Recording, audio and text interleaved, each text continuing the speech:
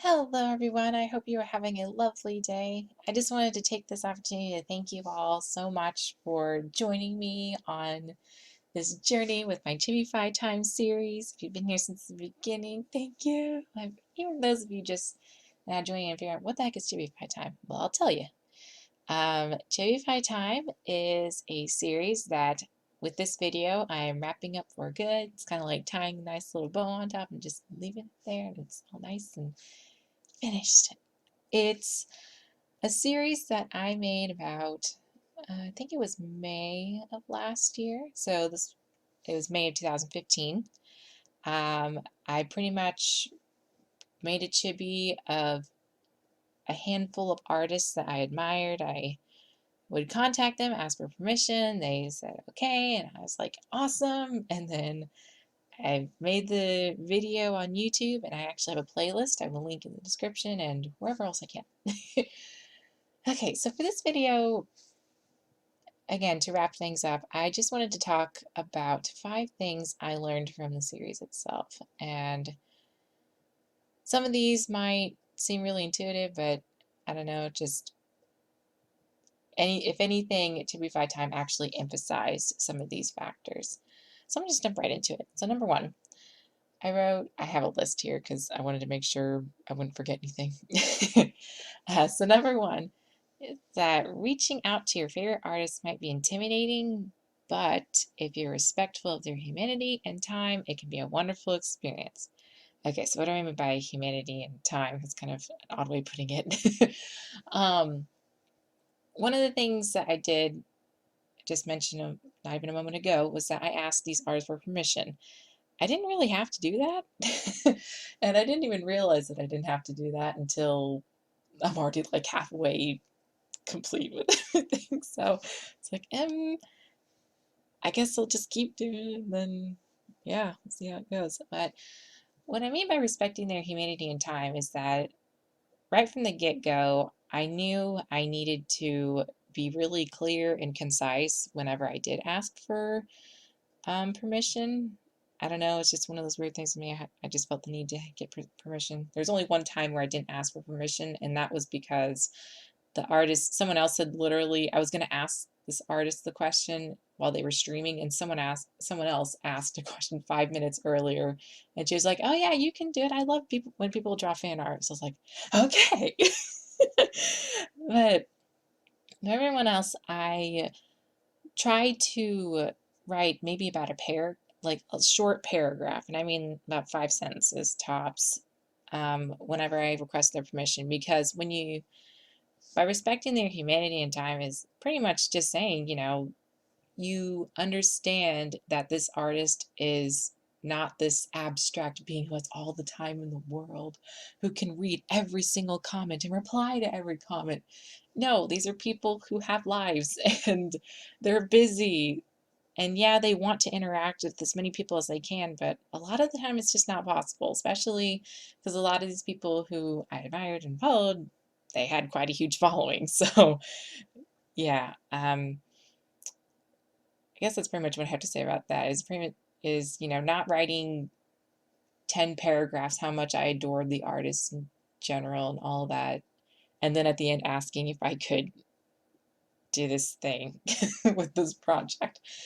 No, it's just pretty straightforward, and I think that really helped to give them the opportunity to just simply answer yes or no, because that's, the responses may have been short, but I think when an artist has such a short amount of time and they can answer a question like that, it's good. So yeah, what really surprised me was just how many people actually answered. Because this is a little bit of a digression, but me growing up, I'm kind of an old fart. I'm sorry, I'll admit it. But when I was young, I never thought to take to the internet. The internet wasn't really a thing. And so anyone I admired, what you did was you wrote a letter and you sent it in the mail, like snail mail, they call it nowadays, with like postage stamps and addressing and getting the zip code or P.O. box. Yeah, that. And you may or may not get a response months or years down the line. But a lot of these artists, they contacted me again, or they replied in a matter of a couple of weeks.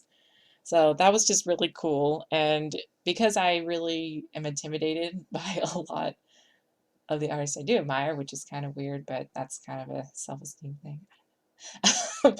It just, I don't know, it just, as someone who admired them from a distance, it just really helped give me a bit more confidence in talking to people I admire about and ask questions about the art and just, get that interaction going.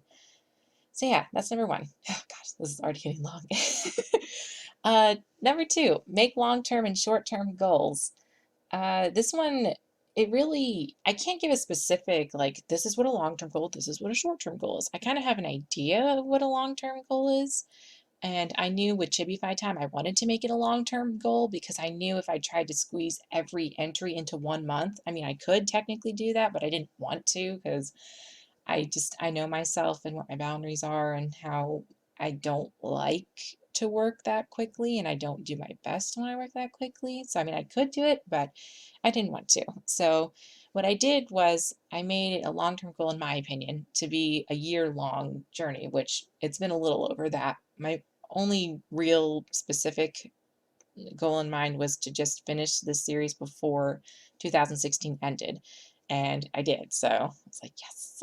And along the way, a quote unquote short term goal I had just to kind of give myself a little milestone and just that positive reinforcement was to do one chibi every month. And that worked out pretty darn well. I have to say, there were a couple of months that I slipped up, but that was because I ended up narrowing down my list even more, and it turned out I had more time than I thought I would. So then my brain's like, ooh, procrastinating opportunity, take it. Yeah, but you know, if I had given into that, we wouldn't be here today. So I made it through. Yay. All right. Number three, try different coloring styles. This one, I don't know if I intended to do this from the beginning, but I just kind of felt, I just kind of fell into it almost naturally because every artist that I put on this list, their styles vary vastly. Huge differences. And I can think of two specific examples of this. One was Cy Caden, and he had a very, or has a very painterly sort of um, lineless style and very bright, vibrant colors.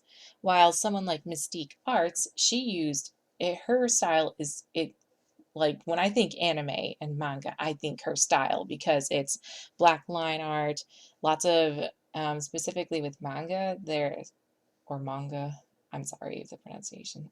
Anyway, um, sometimes the shadows have just black line art that's extended kind of before the darkest color is shaded. And I don't know, when made the chibis for them, I kind of tried to adjust to both of their coloring styles. And I had a lot of fun with it. I didn't realize I would like line art as much as I do now because for a while line art and I were kind of at odds with each other, especially traditionally. Digitally, I'm just now starting to get a little irritated with it, but traditionally I just felt so out of it. And it made me question whether or not this really should be my style. And who knows? We'll see in the future. But for now, I'm having fun with it. So, yeah. And moving on to number four, making a video series. Now this is a little more geared towards what I've learned with YouTube. That making a video series is fun and it's also good for your channel. I've noticed a lot of other artists doing series. I think specifically Juicy Ink. Yeah, Tori from the channel Juicy Ink. I'll put a link in the description to her channel because she's cool. She did a 30-day sketch drawing challenge, and I remember, I think I subscribed to her when she had maybe 20,000 subscribers, and then after the end of that, I think she had over 100,000. It was insane. But not that I'm saying you need to go do a 30-day challenge with, uploading every day to YouTube, but what I'm saying is people like that you're consistent with something. I noticed my Chibify time videos, they were pretty consistent because I had made this goal and I stuck with it and followed through. I think in general on YouTube, people really like to see that, and at least I know I do. And I mean, the views don't lie. So, um, yeah, if you want to maybe try something different with your art channel, or I don't know how many of you guys upload art videos. I know a few of you do. But if you haven't considered a video series, I mean, it couldn't hurt. It's fun, and if you really are motivated to do it too, like I said, follow through with it is almost just as important. But yeah. Oh yeah, to add to that also, don't just do it because you think it'll get you more subscribers though, because I like to think that people on YouTube have really high BS counters or radars, because it's like they can tell, it's like they can smell it. It's kind of awesome too, because then people are called out on their just whatever a lot. And yeah, but I just think of it, if you do decide to do a series, just try to think of it as a nice kind of byproduct, because what you're doing is more important than what results by means of outside sources, if that makes sense. Here, what I mean is internally you're getting work done and you're presenting it to the world, and that in itself is something to be proud of. There we go. I can do words sometimes. Yeah. All right. And the last one, certainly not least, is take the time to appreciate those who inspire you. This is something this was really the core of this series in general, because I could have just done fan art of a character who belongs to these artists, because most of them have original characters. That's awesome too. I love that. But I don't know. I just wanted to make something special to thank the artists. And I know, it's just a chippy, and I maybe write a little bit about the artists and try to spread the word about them and, just tell how I feel. But I still don't feel like I do enough.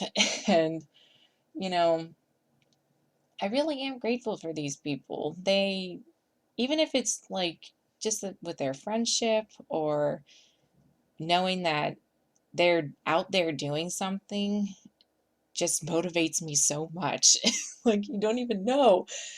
And I just wanted to take that moment to thank them, because, we spend so much time wondering about things that we could do better, or, sometimes we get really down when we see artists we admire and are reminded of how far we have to go. But, you know, I think it helps put things into perspective and just humble me a bit when I can take a moment and just say, you know what, thank you.